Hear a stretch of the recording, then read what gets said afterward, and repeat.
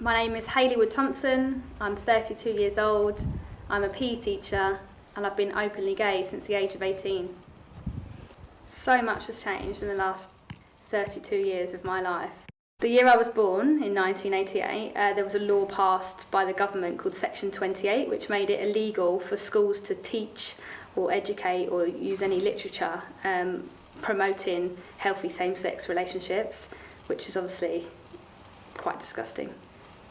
And that went on until 2003, which was when I was actually in year 9 in school. It wasn't until 1992 that being gay was delisted as a mental illness. It was only in the year 2002 that gay people were actually allowed to adopt children.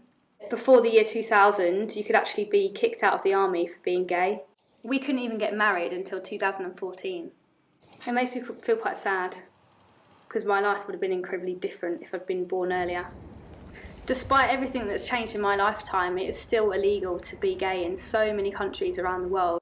I actually have to check before I go on holiday on what the situation is in that country surrounding gay laws. I need to know whether or not it's acceptable for me to go on holiday and hold my girlfriend's hand.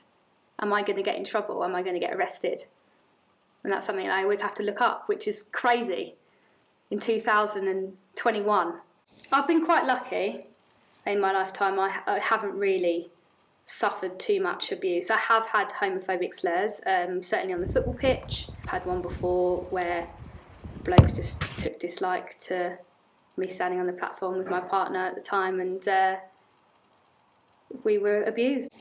I would say that the world is a completely different place to the world that I lived in when I was at school.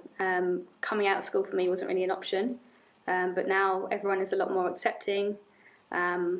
Our school in particular is a Stonewall school. You might not be gay, but doesn't mean that you shouldn't be part of the fight to change things. As an ally, there are so many things that you can do to help. The first one would be to watch the language that you use, and if you hear someone using that language, challenge them on it.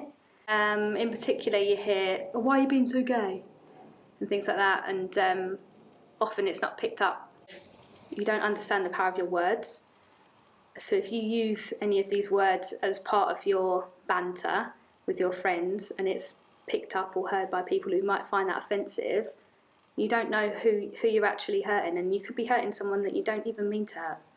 Nobody should, be discriminated against for who they are, and if you love someone as your friend, being an ally means that you look out for them. LGBT History Month is so important because we must celebrate those that came before us, that created the world that we live in now, for being brave and for being open and for being honest about who they were. Alan Turing cut the war short by a good couple of years, and he saved millions of lives. When they found out that Alan Turing was a homosexual, they chemically castrated him, and he ended up taking his own life.